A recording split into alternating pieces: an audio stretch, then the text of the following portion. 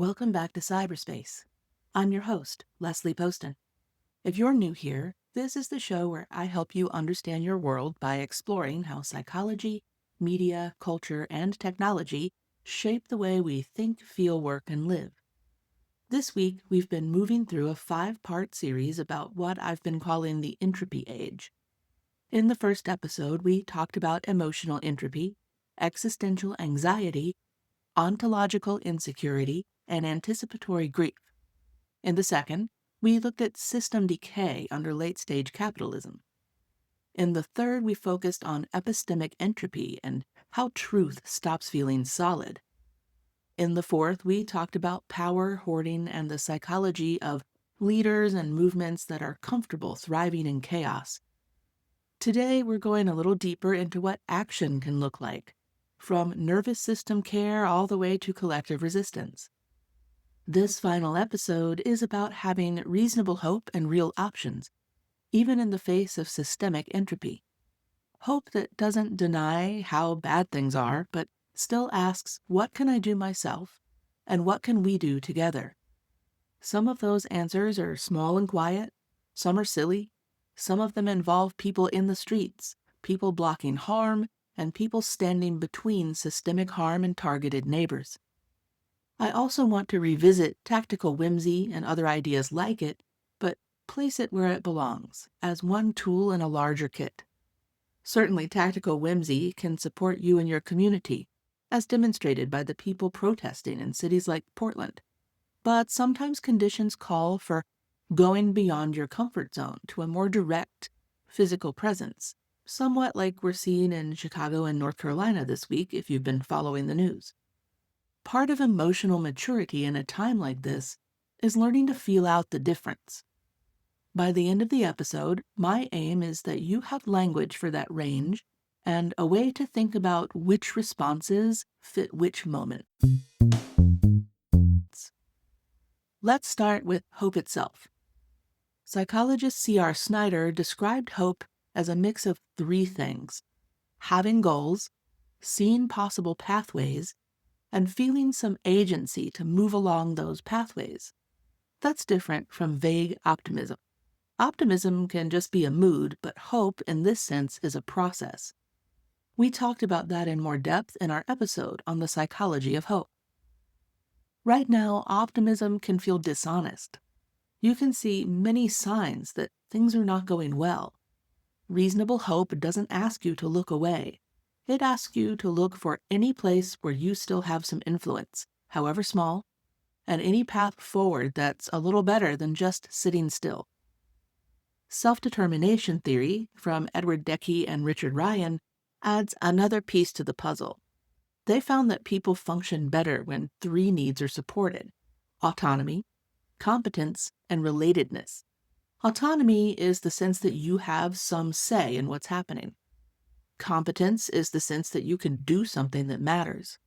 And relatedness is the sense that you are connected to others and not just a lone atom floating in space. Late-stage capitalism and authoritarian drift work against those needs.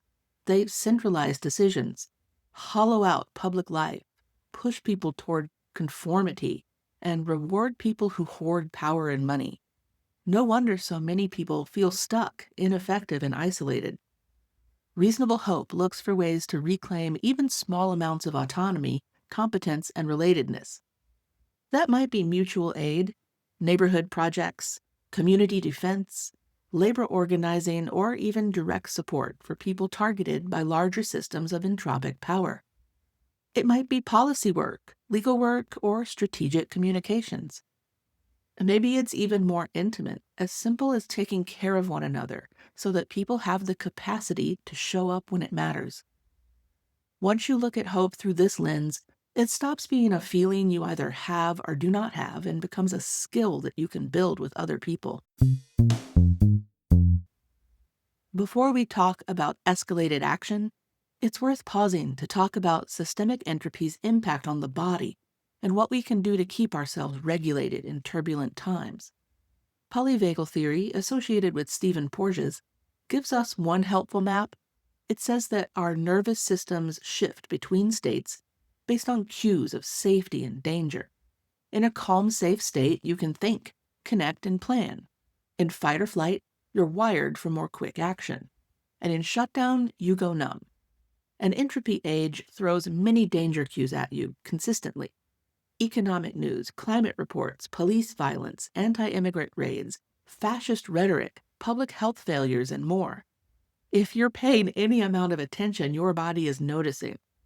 Many people live in a long-running mix of activation and collapse.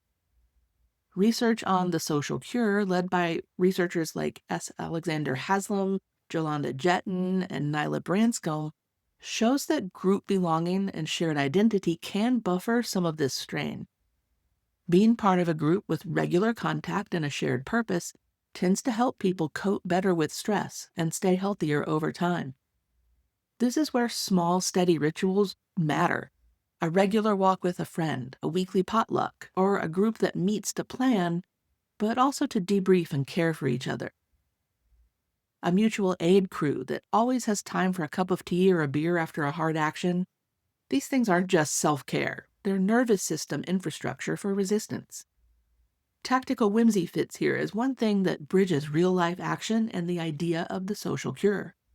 Adding play and humor to these rituals helps your nervous system loosen its grip on constant threat. This could be in the form of themed dinners, silly names for your working group, shared memes and a serious chat for planning, wearing inflatable costumes to a protest, or having an ongoing in-joke that reminds you that you still have some joy and agency left. If you want to show up for more direct action, you need these foundations. Bodies that never have any sense of safety burn out or freeze quickly. Bodies that find ways to feel safe with others can return to engagement after stress and be ready to fight again in the future. Let's talk a little bit more about tactical whimsy. It's been in the news quite a bit this year. Tactical whimsy is the deliberate use of small, playful acts that support real-world goals. It's serious play. The point is not to make light of harm. The point is to keep people human, creative, and connected while they face harm together. On the low-intensity end, this might look like naming a mutual aid group's weekly planning call something that makes you smile instead of just meeting. Turning your supply drop into a small block gathering, where local kids chalk the sidewalk and adults can talk logistics. Using art, costumes, dance, or music in your protests and vigils, not as a gimmick, but as a way to hold attention and create shared emotional memory. On a more direct action level, tactical whimsy can show up in the way people confront oppressive actors.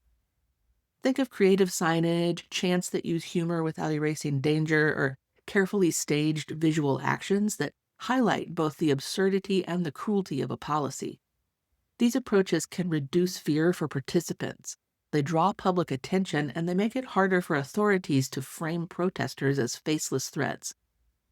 Research on positive emotions from Fredrickson suggests that moments of joy, amusement, and interest can broaden and build your ability to see your options. Under constant fear, your focus narrows, which is what an entropic system in decay wants. Under brief, genuine, positive emotion, your field of view and your sense of options widens. Tactical whimsy uses that on purpose. The important thing is that tactical whimsy is optional and situational. Some communities are not in a place where play feels safe or appropriate. Some actions are too urgent or too dangerous to carry much whimsy. You don't have to force it. It's just one tool in your kit, not a moral requirement. The question underlying all of this is, when is it time to move beyond individual and group nervous system care and small-scale acts of tactical joy and whimsy and into more direct, potentially physical or monetary collective action? There's no single formula, but we can talk about some patterns that research and history both point to. One clue is when systemic harm shifts from abstract risk to concrete events. For example, when untrained immigration vigilantes are detaining your neighbors, when police are targeting protesters, when lawmakers have passed or are about to pass laws that strip rights from specific groups, When excessive evictions or harmful sweeps are happening in your town, at that point, supportive thoughts are just not enough. People on the sharp end of entropic systems need bodies, resources, and protection. Another clue is when institutional channels have been tried and ignored. If communities have petitioned, testified, called their government officials at all levels, met with representatives, and used official complaint processes, and the response has been dismissal or retaliation, you start to see the limits of inside methods. Research on collective efficacy shows that people's belief in their shared power grows when they act together and see visible results, even small ones. Protests, boycotts, strikes, coordinated walkouts, and a physical presence at key sites can shift that sense of efficacy. There are real risks here, and those risks are not the same for everyone. People who are undocumented, Black, disabled, trans, or otherwise targeted by the system or by fascist groups face higher stakes. Solid science on protest and social movements, including work by Erica Chenoweth, Tressie McMillan Cotton, Robin Spencer, and others, finds that nonviolent collective action tends to be more effective over the long term and less deadly than other types of struggle. It also tends to draw in a wider base of participants. But knowing when more is appropriate means weighing the urgency of harm, the history of attempted remedies, and the risks to you and others. That includes knowing which populations are more at risk with each type of action. Something the work of social theorists like Patricia Hill Collins can help you understand. It also means paying attention to what roles fit you. Not everyone needs to be physically on a barricade. Some people do legal observing. Some provide medical care. Some handle communications. Some people raise funds or provide food and childcare. Every part of this is collective action. There are people right now showing up in direct and physical ways to block harm from agencies and actors that target immigrants, protesters, and other vulnerable groups. There are also people behind the scenes supporting them. Both matter. If you find yourself feeling that twinge of this crosses a line, I can't just watch, that is worth listening to. But the next step is not run directly into danger. The next step is look for the helpers, like Mr. Rogers said. Find out who is already organizing around this. Learn what they need and join the collective effort. Match your role and your skills and risk level to the action already happening. As we close this series, I want to bring some of the threads together. We're all living through a time of emotional entropy, system decay, epistemic chaos, and power structures that treat many people as expendable. All of our reactions to this are understandable. You're not alone, and you're not defective for feeling shaken, angry, or tired. Reasonable hope lives at the intersection of inner work and outer work. On the inner side, you can build small rituals, connections, and moments of tactical whimsy that support your nervous system and your sense of being part of something. On the outer side, you can join or strengthen efforts that reduce harm, share resources, and push back against authoritarian and extractive forces. When you think about what to do next, it might help to ask, what is one small ritual I can build with others that gives all of us a bit more steadiness? What's one local effort, however modest, that moves conditions in a better direction for someone? What's one situation where I feel that I can't just watch feeling, and who is already organizing around it that I can help? What role fits my body, my skills, my schedule, and my risk level? And you don't have to answer all of those questions today. You don't have to be part of every struggle or turn your entire life into a permanent emergency. You're allowed to have joy, art, and silliness while you fight for a better future. And in fact, those things keep you going. The entropy age is not something you chose. How you respond to it, alone and with others, is the part that's still yours. In this fifth and final part of our entropy series, we moved from description into response. We talked about hope as a mix of goals, pathways, and agency. We looked at basic psychological needs for autonomy, competence, and connection, and we talked about nervous system safety, small rituals, and tactical whimsy and joy as one set of tools among many. And we talked about how to sense when more direct collective action is needed and how to find a role that fits you. If any of this helped you see your own mix of coping, caring, and acting in a new light, I hope it gives you permission to claim both rest and resistance. You are allowed to be tired and still decide to show up in whatever way you can. If this episode resonated, share it with someone you would like to build a pocket of order, joy, or resistance with. The show notes will include research and resources if you'd like to read more about the ideas we talked about today. Thanks for listening to this Entropy series on cyberspace and for spending your time and attention here.